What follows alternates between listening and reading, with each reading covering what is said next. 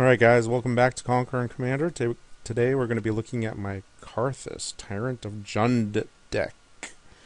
For the complete deck list, go to puremtgo.com, look up my article series Conquer and Commander. You're going to see it nice and neat looking like this. There it is. This is a deck that was put together as part of a Dragon Week on PureMTGO, as you can see right here. So go over there, check it out. This is about as close to a dragon tribal deck that I can put together. Originally I was going to build around Scion of the Ur-Dragon, but Scion just provided too many choices like a 5-color deck can, and I wanted to limit myself a little bit. Karrthus seemed like a pretty good guy to build around. He is a hasty big dragon beater who steals all the dragons in play and can also give all your dragons haste by himself. On top of that, he is a 7/7 creature, which means that it only takes him 3 hits to commander damage people out. Karrthus himself is a little tricky to play if you ever... Gosh, I hate these things. If you ever go up against a blue deck, because with the current legend rule, essentially what happens is they can clone your Karrthus and steal all your dragons in play. So the deck doesn't is built so that it doesn't need Karrthus. I don't think any Karrthus deck generally needs him, but he is fun to play, and if you're not going up against a blue deck, you should be fine to play him. But because every once in a while you do want to play him, even when there's a blue deck, the deck has a couple of sacrifice outlets, plus cards like, where are you? Homeward Path. Homeward Path is good because you can get back your Karrthus if he gets stolen, or get back your dragons in case they get taken away. So anyways, let's take a look at our deck here. I realized that I didn't completely do everything that I needed to, so I'm going to move some stuff around here real quick. Alright, so because I am playing a bunch of dragons, I'm going to need some mana help. Specifically, the kind of mana help that only green can provide. So let's just take a look at what we got here. We got Mana Reflection, which is always good. Garruk, which I put in just so that he can untap 2 target lands, which is awesome. Skyshroud Claim, Monvoli Acid Moss, which is in mainly for the ramp ability, but also because it can blow up lands. Explosive Vegetation, Oracle of Moldiah, Yavimaya Elder, Wood Elves, Search for Tomorrow, Kodama's Reach, Cultivate, Darksteel Ingot, Coalition Relic, Sakura Tribe Elder, 3 Visits, Nature's Lore, Farseek, and Soul Ring. That's a lot of ramp, and you'll figure that you actually need a lot of that ramp because the curve is pretty high on this, mainly because you're playing a bunch of dragons. You're also going to need some card draw, because what's going to happen is you're going to ramp a bunch, and then all of a sudden your hand's going to be empty. So might as well draw some cards, right? So we got stuff like Drum Hunter, who also helps with your ramp as well. Harvester of Souls, because you're going to be killing stuff. Skull Clamp, Greater Good, Momentous Fall, Phyrexian Arena, Hunter's Insight, and Wheel of Fortune. All these cards are good at drawing you cards, lots of cards. Skull Clamp goes great with Greater Good. Greater Good is another sacrifice outlet, just in case you do see somebody play any sort of clone, and it's also good just at drawing cards if you need to. Same with Momentous Fall. It's another good sack outlet. Alright, so let's look at the devastation and destruction we can wreak with this deck. First up, we have Flame Blast Dragon, which goes well with Mana Reflection at picking off creatures, and if there's no creatures, just dome people. Steel Hellkite is good at blowing things up that are in play. Horde Smelter Dragon is nice artifact destruction. Bogarden Hellkite blows up little dudes. Thunder Dragon blows up a lot of little dudes. You don't have too many creatures that are this small that you really need. The only ones that are probably good that you would be concerned about blowing up are like Drum Hunter and Oracle of Moldiah. There's Oracle. But, you know, most of the time Thunder Dragon isn't going to hurt you at all.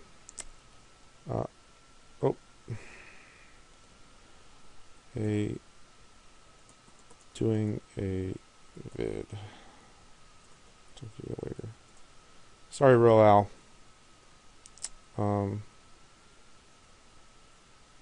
There we go. Alright. So, Damnation is always good at wiping the board. Balefire Dragon blows up all your opponent's creatures. Decimate is just a fun card that I wanted to include as a value card. Usually you had to sit around and wait for somebody to play an enchantment, because there's always a creature, there's always an artifact, and there's always a land for you to destroy. The enchantment's the one thing you got to wait around. Pernicious Deed, most of your creatures are real big and cost a lot, so you don't really worry about this as well. Putrefy is good. Chaos Warp is good at getting rid of stuff. Beast Within is as well. Maelstrom Pulse. Oblivion Stone blows everything up. Hull Breach. Deathrite Shaman is good at dealing with graveyards. So I like using him for that. He can also help you ramp a little bit as well. Nature's Claim is a cheap way of getting rid of enchantments and artifacts. 4 life isn't really a big concern in this deck. And then there's Strip Mine, and then I forgot about some other stuff as well. What did I forget about? Bojuka Bog. There we are. You are good at dealing with graveyards as well. Okay. So, on top of those, we have a few haste enablers. We've got Anger and Urabrask and a Lightning Greaves. I also consider Quicksilver Amulet sort of a haste enabler, because you just wait until the end of somebody's turn before yours, and bam, you flash some dude out with Quicksilver Amulet. The deck has a little bit of graveyard, a little bit of recursion in the form of Volrath Stronghold. Bladewing the Risen, who can also pump your dragons as well with his +1/+1 ability. Where did we go? Bladewing. Genesis, who can get stuff back. And Patriarch's Bidding. The only time Patriarch's Bidding is a problem is when you run up against other tribal decks, usually sliver decks. And so, you know, most of the time Patriarch's Bidding is real good when you've got like survival out there. Speaking of which, the deck really only has 2 tutors. One is Survival of the Fittest, so that you can grab whatever you want. Also good at putting Anger and Genesis in the graveyard. And Demonic Tutor, because Demonic Tutor is just a good card, and black decks should play it. Alright, on top of that, we got kind of just our catch-all dragons that are just good. Kokusho, Mana Charge Dragon. You know, Mana Charge Dragon is good for pumping in excess mana, and then occasionally, you know, people like to throw mana into him as well. Hellkite Overlord seemed like a fun dragon to play, so he's hasty, and he tramples, and he flies, and he regenerates, and he can pump. Thundermaw Hellkite is good at getting rid of blockers by tapping all the creatures with flying my opponents have. Stormbreath Dragon was good, also being a hasty. Protection from white, monstrosity ability wasn't used very often. Really, these guys are good at just being 5-mana dragons. Like cheap 5-mana dragons that are good are hard to find, and these are pretty much 2 of the only 3 out there that were included in the deck. And then there's Hellkite Tyrant. He's good at like stealing soul rings and stuff like that as well. I never came close to getting 20 artifacts out there. But the point was not really to win like that. It was more to steal mana artifacts and to trample over stuff. Finally, we have kind of like our Sarkhan the Mad group here. And Sarkhan the Mad is really in here to use his -4 ability, his sort of semi-ultimate ability. And that is to deal a bunch of damage. He can also be used as sort of like removal by using his -2 ability. You know, if you want and you don't need the mana, you can -2 your Sakura Tribe Elder, or your Wood Elves, or your Yavimaya Elder, or, you know, your Drum Hunter if you want. If necessary, you can blow up opponents' utility creatures. I mean, you're still giving them a dragon, but most of the time you want to use it on your own creatures as well. If you have Anger or Genesis out there, you know what, go ahead and blow them up as well. But really what you want to do is have all your dragons deal damage to another player. And I did use this more than once. It worked out well most of the time. It's good for like 20 damage a lot of times. And then finally, when you can't use your other two, you can just start drawing cards. Occasionally you'll get lucky and draw a land, but most of the time whatever card you draw will end up killing you. What's good with Sarkhan is anything that makes a lot of dragons. What's that, you say? Stuff like Utfara Hellkite, who makes a ton of dragons. And then Dragon Master Outcast, who can make a ton of dragons as well.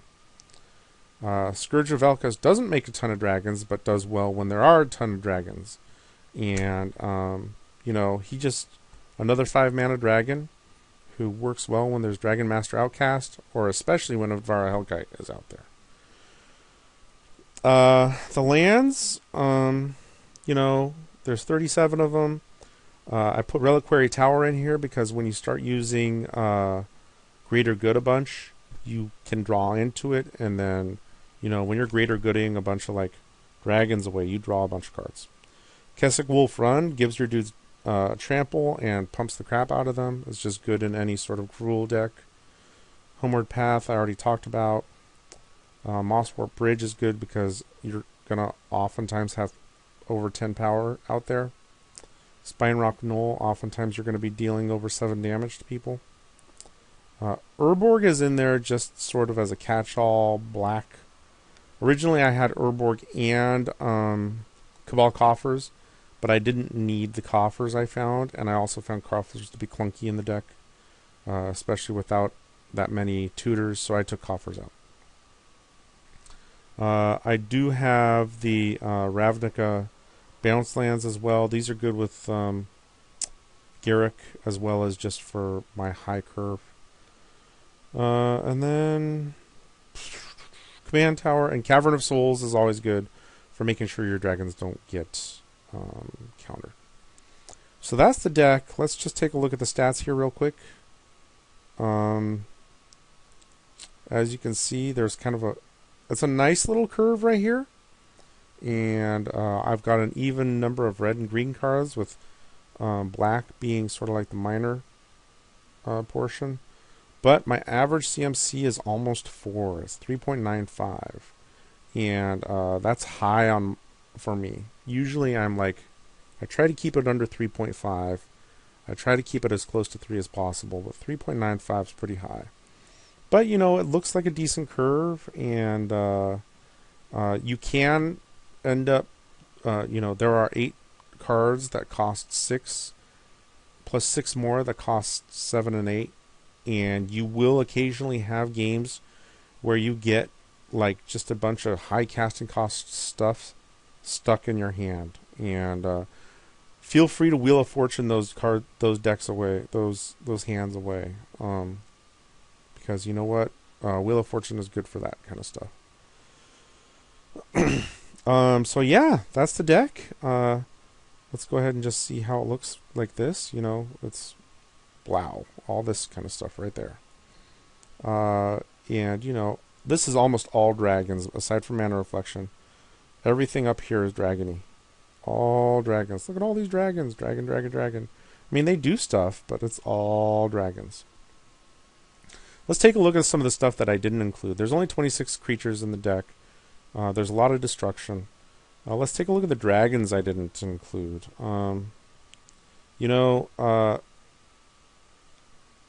Ancient Hellkite took too much mana to really get going how I wanted, and it cost 7. Archwing Dragon sucked. Brimstone Dragon sucked. Broodmate was a possibility. It was 6 mana for 8 power, but I didn't really feel like it did a whole lot for me. Crimson Hellkite sucks. Crucible, I didn't think I wanted. Death by Dragons, I considered putting in because the dream is always giving everybody a dragon and then stealing them with Karrthus, but it was just too gimmicky. Dragon Appeasement didn't fit the deck. Dragon Breath was interesting, but I'd rather just go with Anger and Urabrask than Dragon Breath. Dragon Broodmother didn't fit the deck. I didn't care about the trample. Dragon Mage I considered, but I didn't need the draw that bad. Dragon Roost, no. 7 mana for a dragon. Dragon Tyrant cost too much, and I didn't really have a way to cheat him in. Dragon Speaker Shaman I considered, but I just didn't need it, I found. Dragon Storm, I never really had a high storm count. Just wasn't necessary. Fire Dragon, not enough mountains most of the time. Ebon Dragon sucks. Fledgling Dragon I thought about, but no. Furyborn Hellkite, not that good. Hellkite Charger I considered, but it ended up not making the cut. I'm not really sure why. Hellkite Igniter I didn't play with enough artifacts. The Hatchling is funny, but no. Hoarding Dragon, not enough sack outlets. And I didn't really have a lot of artifacts that I needed. Hunted Dragon, I didn't feel like giving people stuff. I didn't want to morph. My Imperial Hellkite, Jugan, I don't like. Kargan Dragonlord is on theme, but is not a dragon. Killmouth Dragon, I didn't really have enough dragons in hand a lot of times. Plus it costs 7 mana. I just didn't want to deal with it. Alright, going back over these dragons that didn't make the cut. Malfagor I thought about, but I didn't like the idea of discarding my hand. Molten Steel is not big enough. Moonveil, no. Morden Dragon was a possibility, but I didn't need it. I mean, a lot of these guys, Rorix is fun. Rusi could have been good. I don't know, maybe. Sarkin Vol, I thought about too, but he didn't make the cut just because I didn't think I needed him. Scourge of Kur Ridges is probably the one that got closest to making the cut, just for the ability to wipe the board of stuff. But it was he was an 8 mana dude, and like I already had enough guys at 8 mana, so I decided not to. That I was fine with the guys that I had. So there we go. Zerlin was a possibility, but I just didn't want to use it all. I just didn't need them. The deck did fine. It did perfectly well. It's a fun deck. It's a nice little dragony based deck, and it's not like ultra competitive, but I won plenty of games with it. So anyways, I hope you guys stick around, watch some of the games, and see how the deck does. Alright? Thank you very much.